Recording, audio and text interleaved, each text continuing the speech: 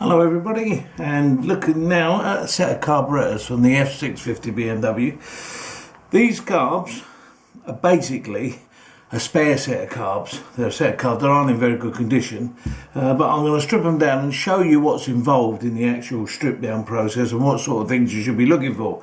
And if you look at these particular carbs, notice how the bell and mouths aren't shut, so obviously there's a problem here. So this has been interfered with. We'll have a look at that. We're going to strip these right down, take them right apart. Also, these particular carbs have been mullered where the mixture screw goes, which is why they're scrap carbs. But everything else, they're quite a clean set of carbs really. They'll probably yield quite a few spares. They're quite an ideal set of carbs. So anyway, the first thing to look at is let's remove the float chambers. Now the float chambers are held on these particular carbs with 2 screws. Most carbs are 4, but there's only 2 on this particular set of carbs for some bizarre reason. So you take the 2 screws off. Once the screws are off, you can then remove the chamber. Be careful as you're pulling it off, just in case there's anything that pops out, and because you don't want to lose anything. Now have a good look on the inside of a chamber when you take it apart, because if there's all sorts of crag and rubbish all down here, it gives you a good indication that the jets are probably going to be similar. On this particular set of carbs, on most carbs, there is a little screw here. This screw is to allow you to drain the carbs if for some reason you need to drain them, or if sometimes if you wanted to find out if there was fuel in the carbs, you could undo that screw. Fuel will issue out of there then, and then that's a good way of determining whether there's any fuel in the carbs.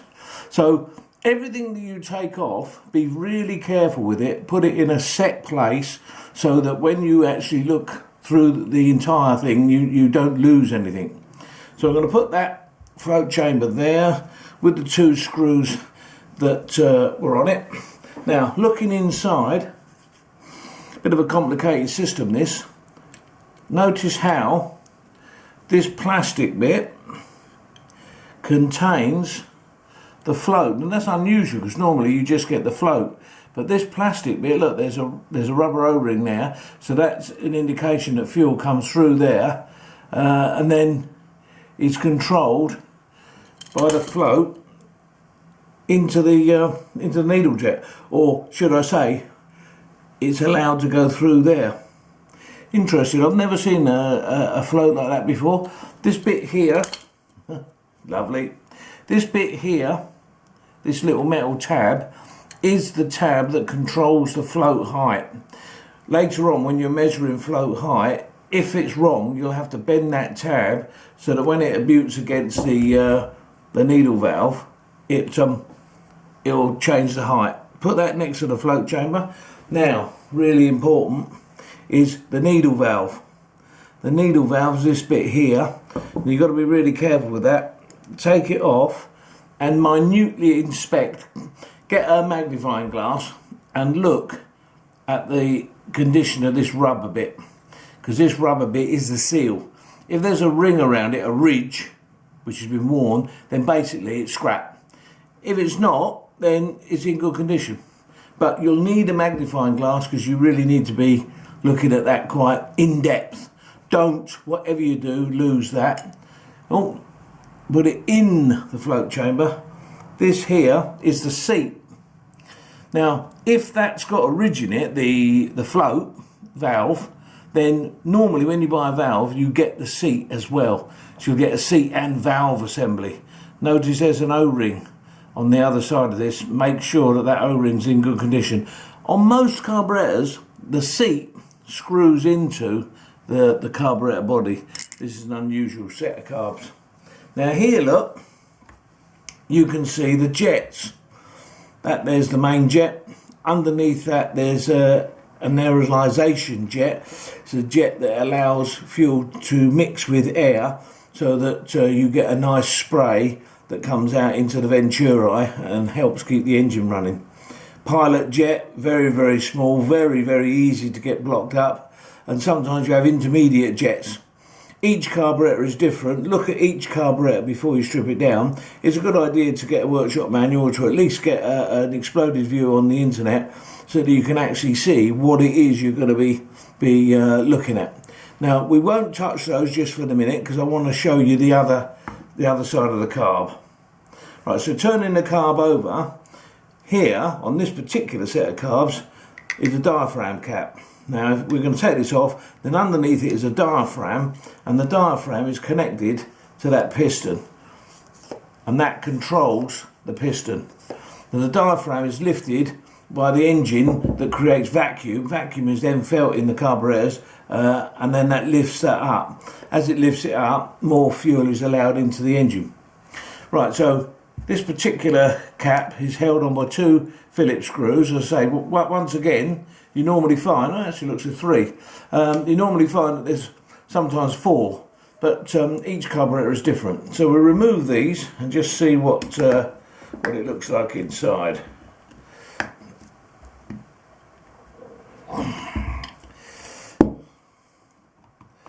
Haven't been off for a while because they are very tight.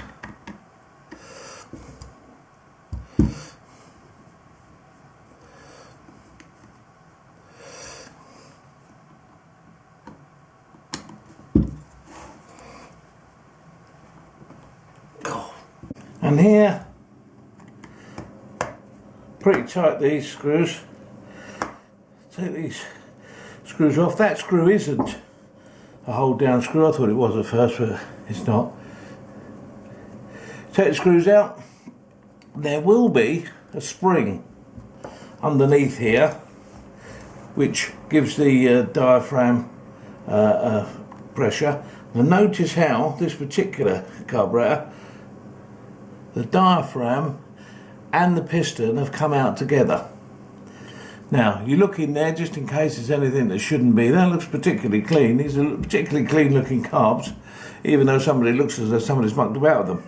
Now one of the things you must look at, you must be really careful to look at every single aspect of this diaphragm, because if there's a split, crack or anything in that diaphragm, it won't work. And quite often when a carburettor like this malfunctions, it's normally a split diaphragm or a diaphragm that's not been put on properly and allowing air to come in, because that must be free to move up and down and be retained by that by the diaphragm.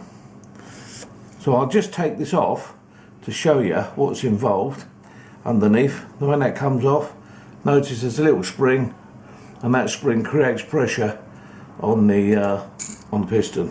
When it goes back in, normally you put the diaphragm in. The diaphragm locates in this ridge here. You must make sure it's in that ridge all the way around, and then put the cap on. Now, interestingly, whilst I did that, notice how the needle come out. Now that was the next thing I was going to talk about. Let's put that over there with the 2 screws that held it down.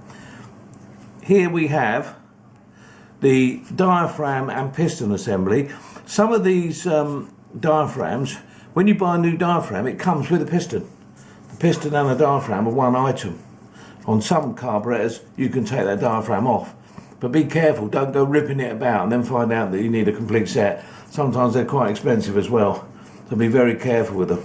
They're quite thick rubber, but they do deteriorate, and then they can split and they don't work, and it's an absolute pain when they don't work.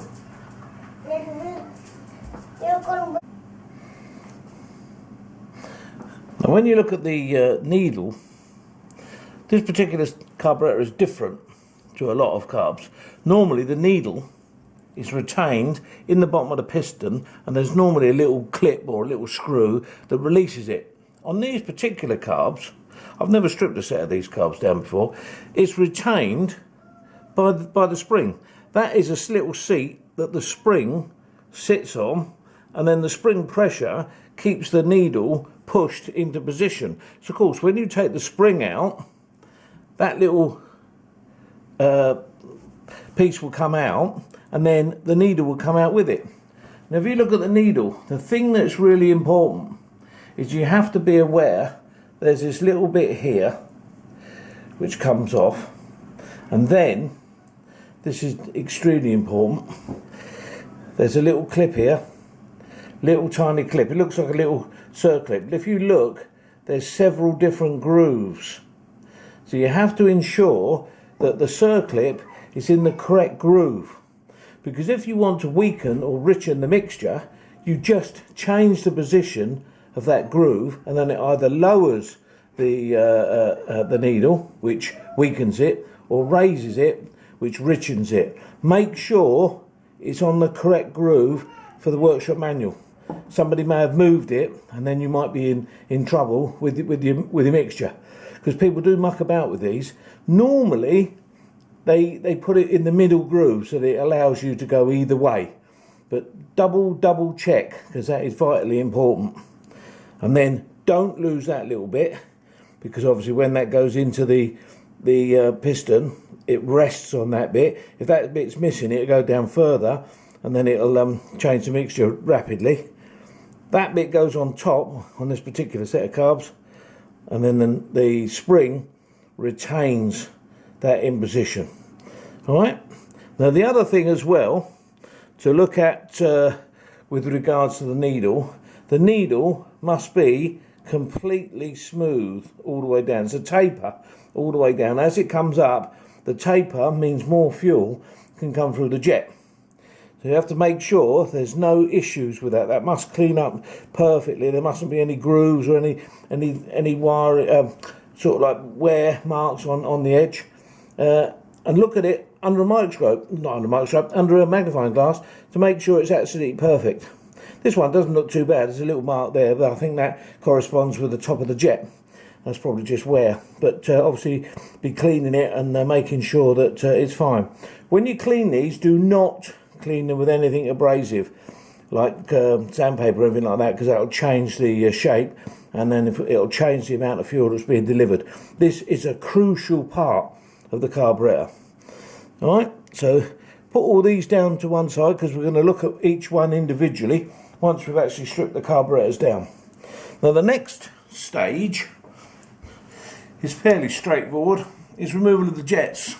Now all carburetors have different setups. Some have loads of jets, some have hardly any jets, some have emulsification jets, right? But this particular carb, that jet there, which is just screwed in, is the main jet.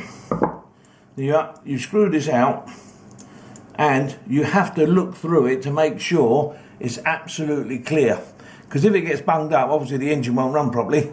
And if you want to change the amount of fuel that's being delivered to the engine, you can change the jets. And if you look at this jet, obviously under a magnifying glass, if you look at this jet, it'll have a number on it, and you can change the number to give it more or less fuel. Mega important. Keep that to one side. That bit there is sometimes removable, and it's an aerolization jet. But because this is captive within the carb, you've got to make sure this is super clean. You've got to really spend your time cleaning this, because when you clean the body, you're also going to be cleaning that. And look how small that pilot jet is. It's just a little tiny hole in the tube. Once again, compressed air is a brilliant way of blowing all these out to make sure it's absolutely immaculate. So once you've got the main jet out, that's your pilot jet there, which is fixed. Now in here there's another jet. So you just stick a screwdriver in here, wind that jet out, and then when that comes out, there you go. You have to look at that in great detail to make sure that's clear, and sometimes there's some holes drilled through it as well. So that's a little aerolization jet. Very minute. Oh, very. Right, so the next thing I'm going to do, you won't have to do this in normal circumstances if you're doing just a carb strip down. This is as far as you'd need to go. The next stage would be cleaning it thoroughly and then inspecting every individual bit and replacing any bits that don't meet the minimum standards. But what I'm going to do, I'm going to show you what's involved, because I want to strip these right down, what's involved in removing the carbs and splitting them into two. On this particular set, these 4 screws here, you just remove them, or just remove 2, and then it will allow the carbs to be taken apart. The 2 carbs can then be made into separate entities. Obviously I'm not going to strip the other carbs down on the camera because you've seen me strip one down, so that's all you need to see in order to overhaul them. But it just gives you a little bit of an update into what's involved in actually physically separating the carbs. Somebody has separated these carbs at some point in their life, and when they put them back together, they haven't put them back together properly. The probability is that they weren't putting them back together to reuse, because there's several issues with these particular carbs. Now in this particular set of carbs, you just gently pull it apart, making sure that these 2 come off. You don't snap them, because obviously that's where the fuel is delivered, and that's an air one at the top.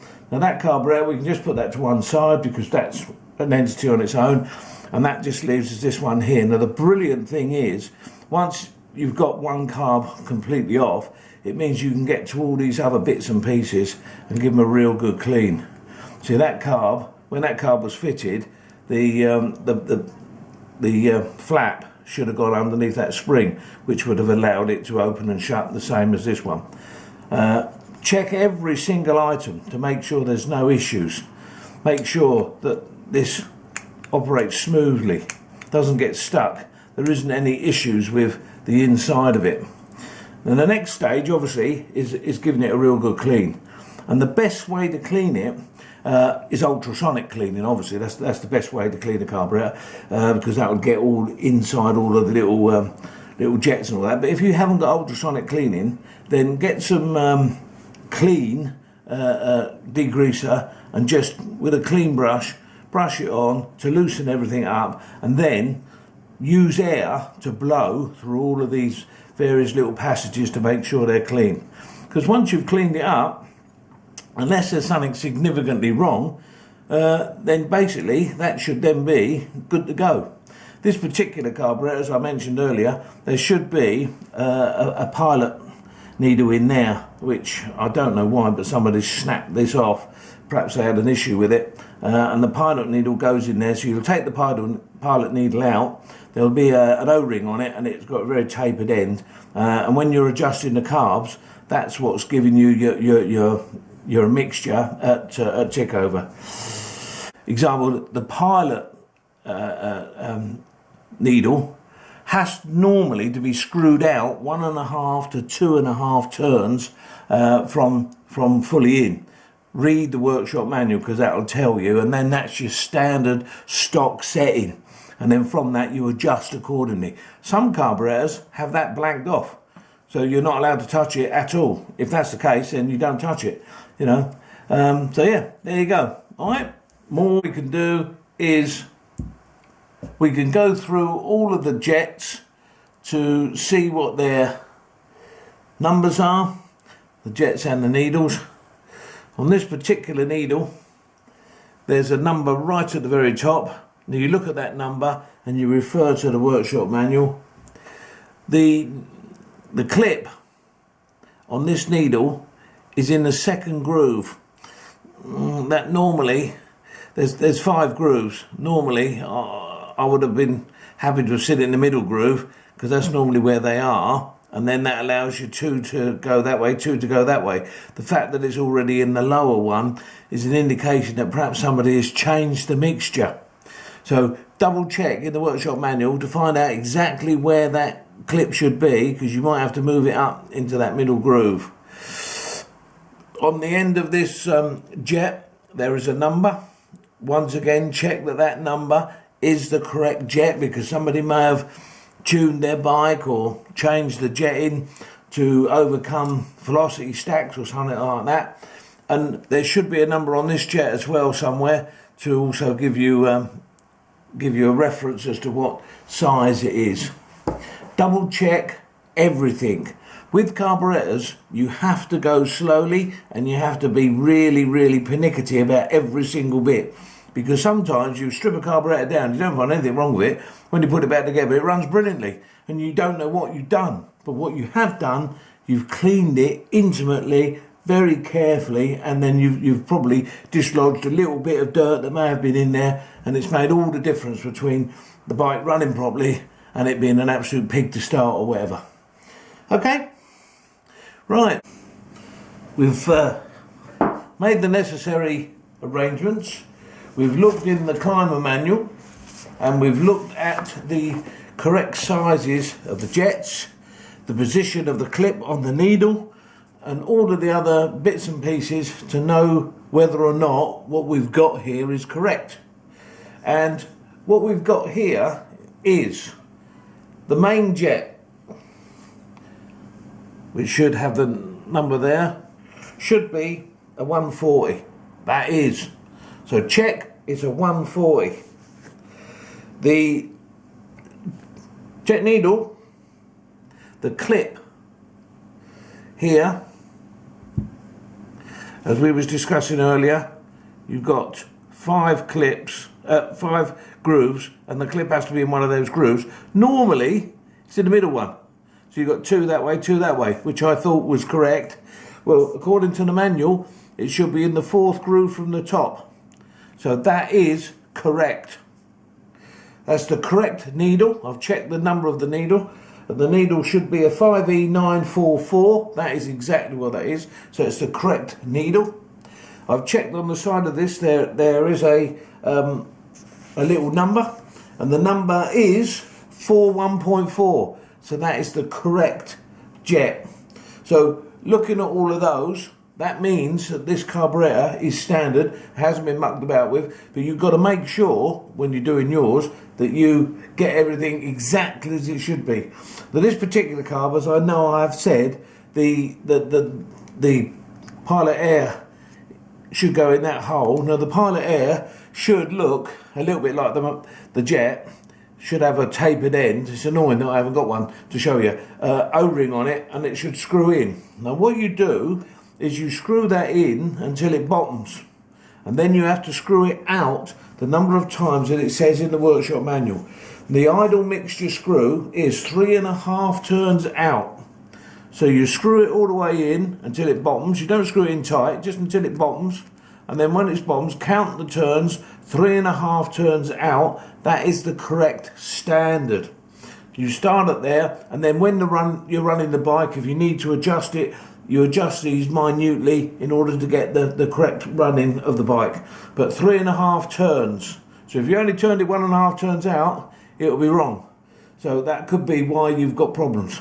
Check everything. We've made sure that everything is standard. Everything is exactly as it should be. The only thing we haven't checked yet is the float height, because we're going to do that obviously when we reassemble. So now, basically, we get to the reassembly. And the reassembly is pretty much the reversal of dismantling. But you have to be super critical about everything you do. Make sure, for example, that you put that in there just to see, does that slide up and down smoothly? Or does it get stuck? Or does it tip over? Or is it really rattly about? See, that is absolutely perfect. That's exactly as it should be, because it should be sucked up by the vacuum that's created in the space directly above the diaphragm. All right. So the thing is with carburetor rebuilding, it's all about being careful and being slow. Take your time. So we get the jet needle. The clip, as we know, is in the right place. That little bit underneath the clip, and you then feed that in to make sure that it comes out through the hole in the middle, so we don't lose the bit underneath. That's it. That's how that comes out. And then this section here has to be placed on top of the needle, so that when you put the spring on, the spring is directly in contact with that part. So you put the spring on to make sure it doesn't come off. Oh, like that. You put the spring on, he said, so it doesn't come off, and then when the top goes on, that will hold the jet needle in position. The jet needle is supposed to move about because then it can find its true centre.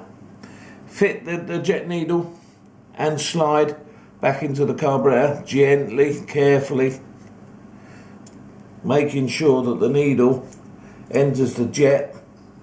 Don't force it. Whatever you do, don't force it, because if you force it, you'll bend something. So if you look there, you can see where the needle is, and you've got to make sure that that needle just goes gently into that jet.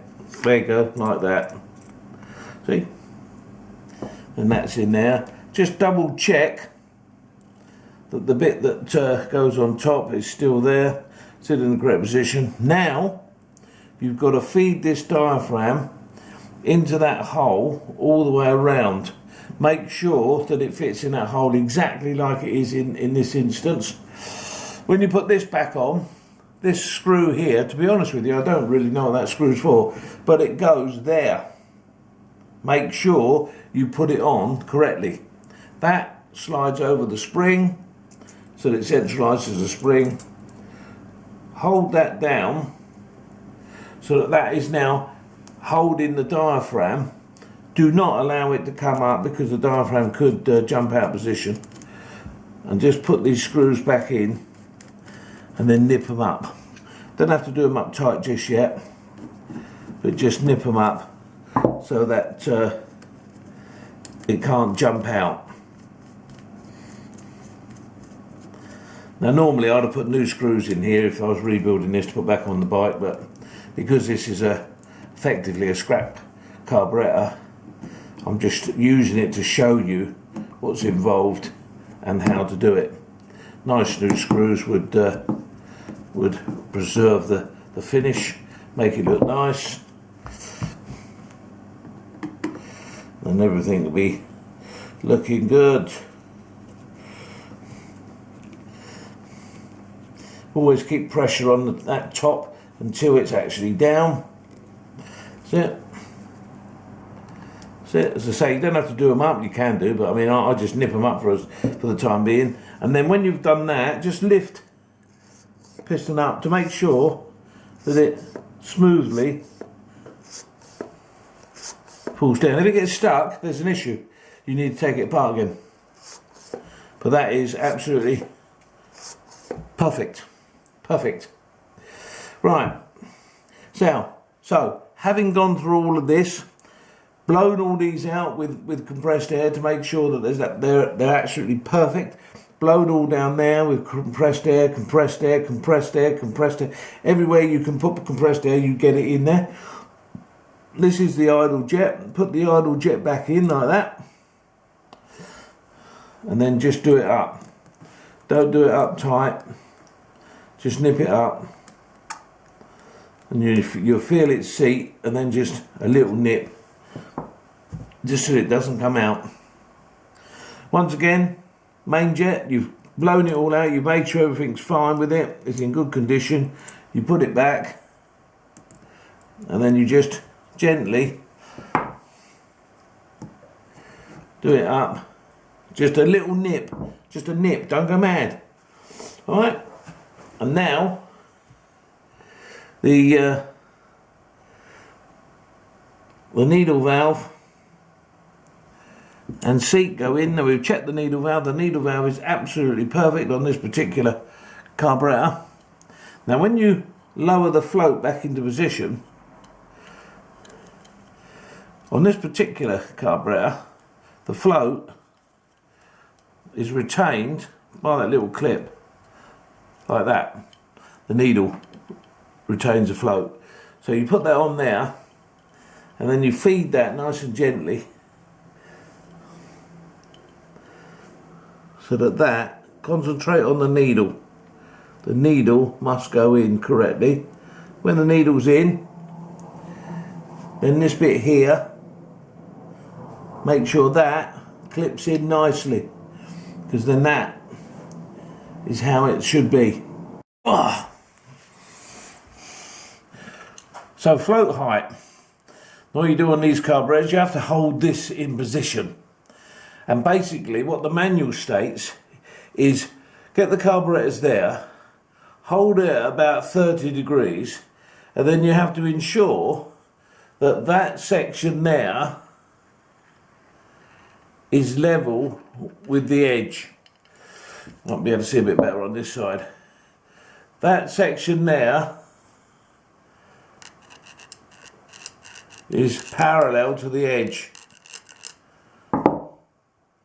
They do give you a measurement, but they're not very clear in that manual. And the measurement is measured from there to the top of the float, 46 mil. So you can use that as well as a means of gauging the correct height. Each carburetor will give you its own float height in the manual, and it's imperative that you follow it. Once you've set the float height, if you need to adjust the float height, remember you just adjust that tab, which effectively allows the float to raise or lower.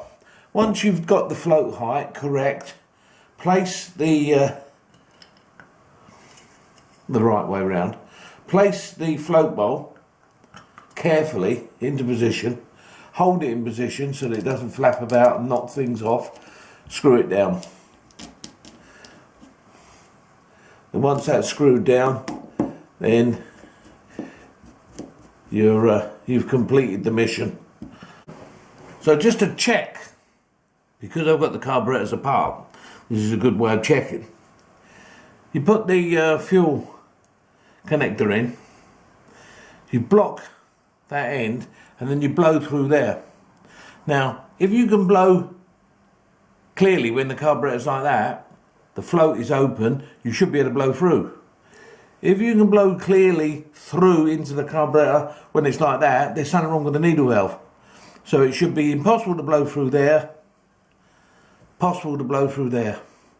That way then, you at least then know that your carb's not going to flood. So, you know, yep, I can easily blow through.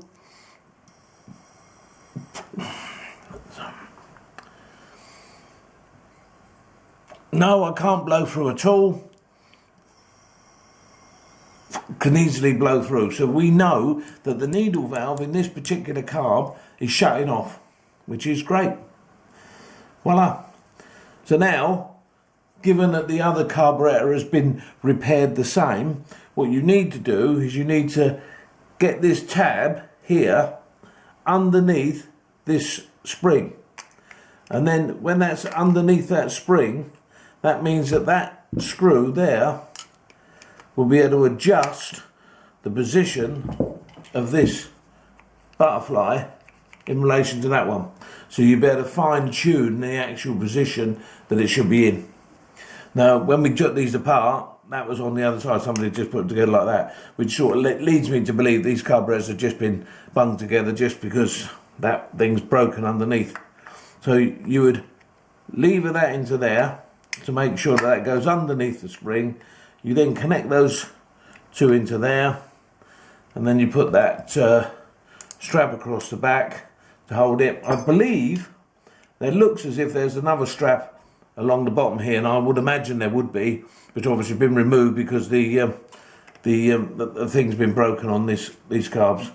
But that just gives you a rough idea of what to do in order to overhaul a set of carbs. The thing is with carburetors, they're not hard, but what you have to be able to look very carefully for every single little tiny thing that could be wrong. You've got to make sure they're dead clear. Every single hole should be clear. You should be able to blow through it. And normally, I mean, these carbs are quite clean, but normally you take a set of carbs off of an engine and they'd be covered in muck. So the likelihood of there being anything inside the carbs is high. On these particular carbs, because these are only a scrap set of carbs, they've obviously been cleaned. Somebody's obviously sort of gone about trying to sort these out, and then realised at the end of the day that that unfortunately they're no good.